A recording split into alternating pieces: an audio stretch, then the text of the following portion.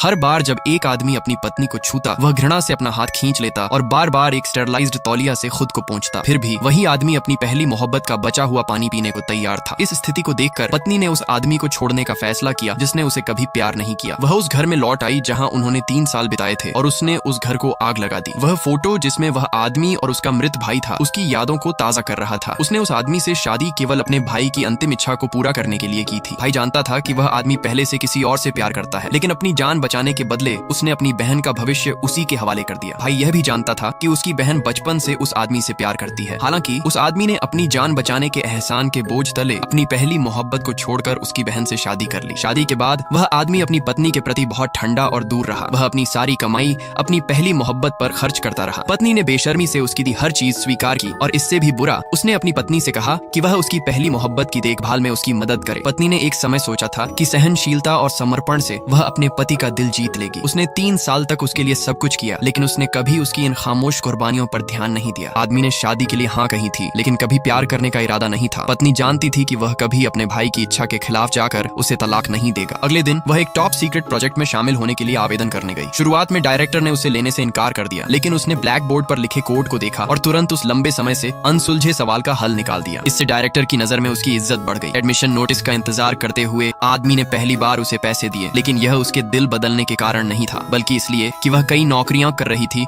और थक चुकी थी। हालांकि आदमी को अब भी एहसास नहीं था कि वह पहले ही अपनी पत्नी से प्यार करने लगा था। वह अभी भी अपनी पहली मोहब्बत के प्रति अपनी गलत फहमी में था।